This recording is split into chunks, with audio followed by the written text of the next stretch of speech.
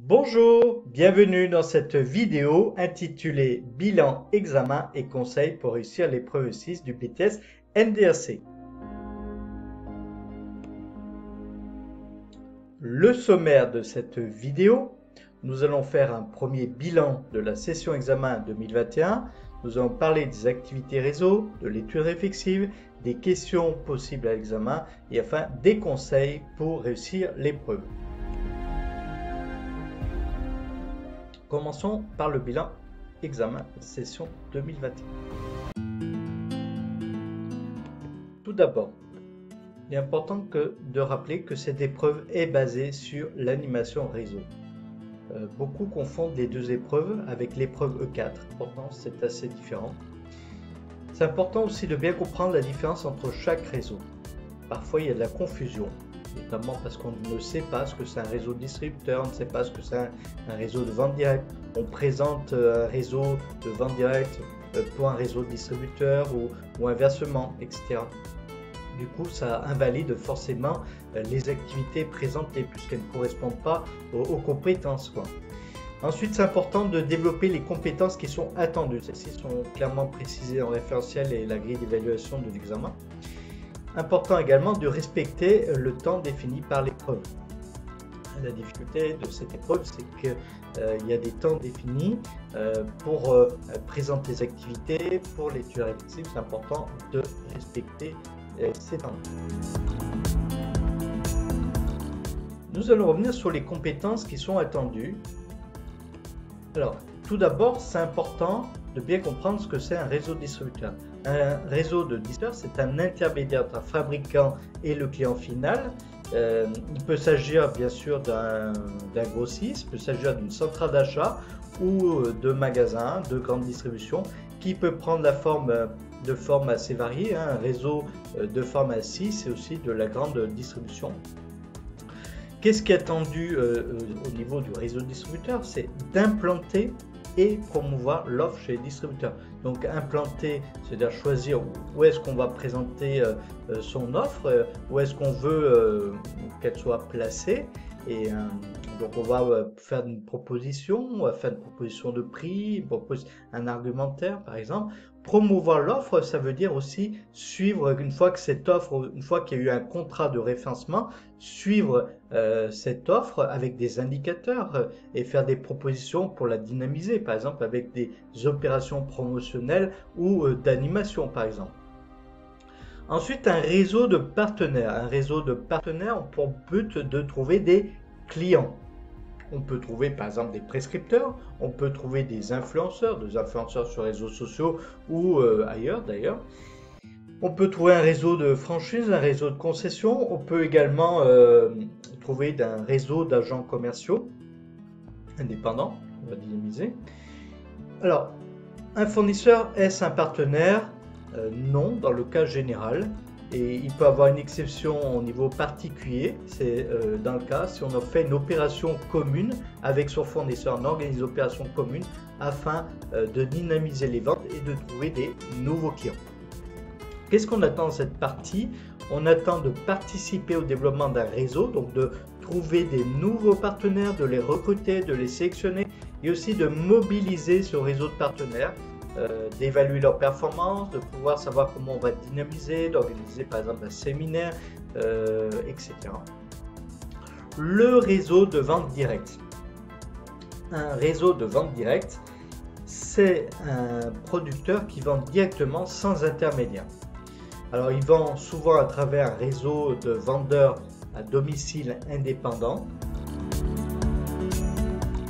Ces vendeurs à domicile assurent la commercialisation, donc ils font de la prospection, ils organisent des rencontres et ils vendent en réunion. C'est important de présenter une vente en réunion. On présente aussi comme compétence ici recruter, former des vendeurs, donc tout le processus de recrutement. Impulser une dynamique réseau, de connaître la réglementation de la vente directe.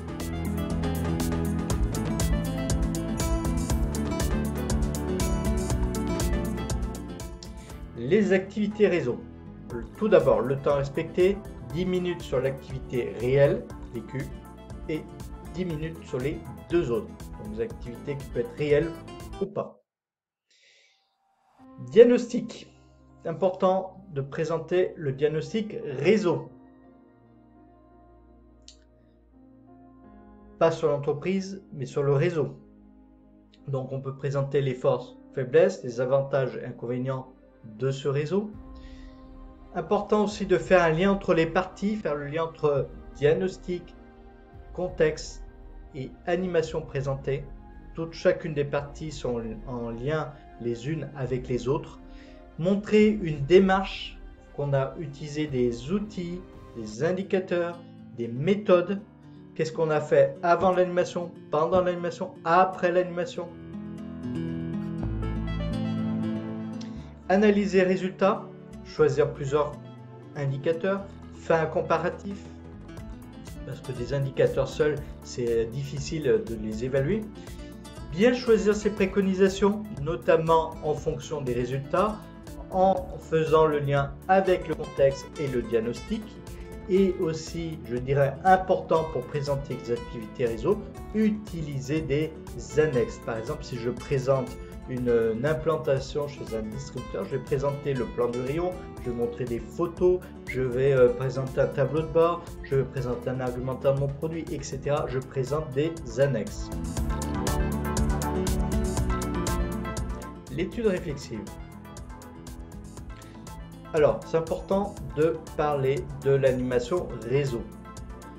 L'étude réflexive, on peut parler par exemple des réseaux sociaux, mais ça sera les réseaux sociaux dans l'animation réseau, dans le cadre de l'animation d'un réseau, et pas seulement l'animation des réseaux sociaux. Donc, ne pas confondre ce qui est attendu dans l'épreuve 5 avec ici dans l'épreuve E6, puisqu'ici on est vraiment spécifique sur les réseaux. Parlez des 3 types de réseaux, c'est important dans votre étude réflexive. Ensuite, structurez votre étude. Alors, quand je dis structurer, introduction, conclusion, mais aussi des plans, des parties, que ce soit suffisamment clair comment vous avez raisonné. Et ensuite, bien reprendre des éléments de son expérience réseau. Quelques questions qui peuvent être posées lors de l'examen. C'est une liste non exhaustive, il peut en avoir plein d'autres. Les différents réseaux distributeurs, la mise en valeur de l'offre au sein d'un rayon, les indicateurs du merchandising, les formes de commerce associées, les différents types de VDI. Alors d'abord connaître ce que c'est un VDI, la spécificité de la vente directe, la définition de la vente directe. Quelques conseils pour réussir cette épreuve. Tout d'abord, c'est important de connaître sa fiche et aussi son étude réflexive. Vous êtes censé l'avoir réalisée vous-même, donc de bien la connaître. Donc évitez la lecture, c'est important. La lecture est souvent monotone et ennuyeuse aussi. Bien sûr, on peut bien sûr relire certains mots, certaines notes parce qu'on a un trou, on ne se souvient plus, on a peur de dire quelque chose qui n'est pas exact. Bien sûr qu'on peut lire certains éléments, mais évitez de tout lire. C'est important de bien présenter un oral. Intégrer dans son oral et organiser des annexes. Présenter les annexes au bon moment au jury. Leur montrer des annexes qui sont claires, qui sont lisibles. Connaître le vocabulaire technique. Si on parle de VDI, on doit savoir ce que c'est, ça va le définir. Donner des exemples d'expérience réseau. Et enfin, analyser et expliquer les résultats. Trop souvent, les résultats sont donnés sans analyse, sans préconisation vraiment fondée également. Voilà, nous arrivons au terme de cette vidéo. Je vous remercie pour votre attention. Et puis, n'hésitez pas à mettre vos commentaires, puis également vos questions. Et puis, je vous souhaite bon courage pour préparer cette épreuve. À bientôt.